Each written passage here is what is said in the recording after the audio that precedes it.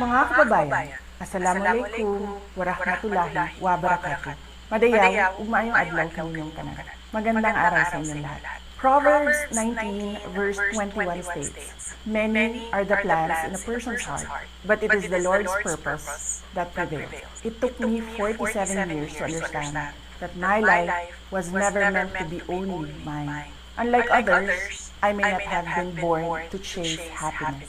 For a long time, I questioned the weight of responsibility to my family, to my country, and to everyone who called on me.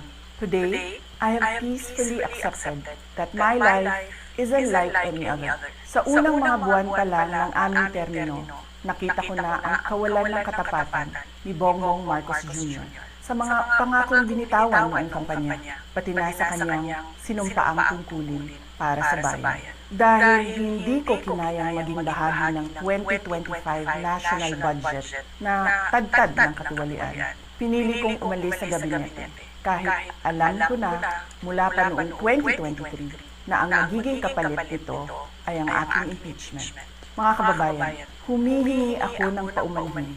Patawad kung tinulungan kong mahalal si BBM bilang Pangulo ng Pilipinas. Patawad kung hanggang ngayon ay marami pa rin Pilipino ang nalulunod sa baha ng dahil sa malawakang korupsyon. Patawad kung lantaran ang pang-aabuso sa ating mga institusyon para sa pansariling interes ng mga politiko. Patawad kung patuloy ang pagtaas ng presyo ng mga pangunahing bilihin habang nananatiling kapos ang kita ng bawat pamilya. Patawad kung wala man lang tayong tunay na seguridad sa pagkain. Patawad kung may mga nagkakasakit at binabawian bigla ng buhay dahil sa kakulangan ng maayos at epektibong healthcare system. Patawad kung ang mga dinadaanan ninyong kalsada, tulay at proyektong pinondohan ng taong bayan ay madalas masira.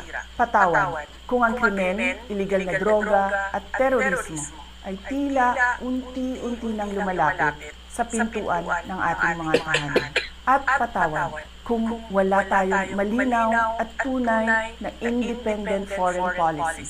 Kung kaya't tila'y tayo naiipit sa tunggaliang namamagitan sa mga superpowers tulad ng China at Estados Unidos.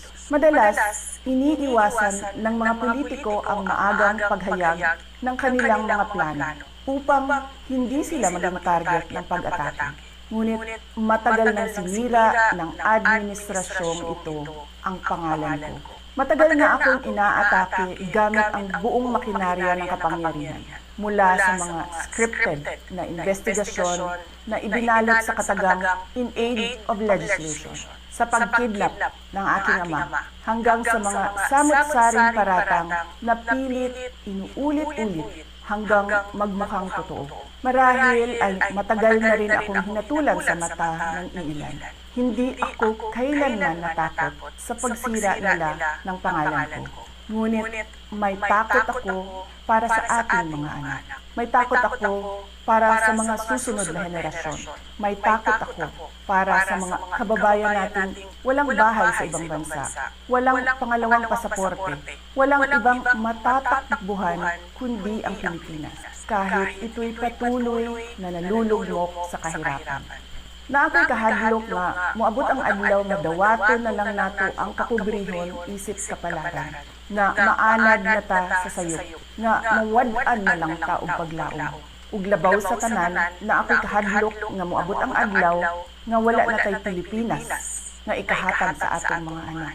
I cannot kneel before each and every Filipino to beg for forgiveness. Instead, I offer my life, my strength, and my future in the service of our nation.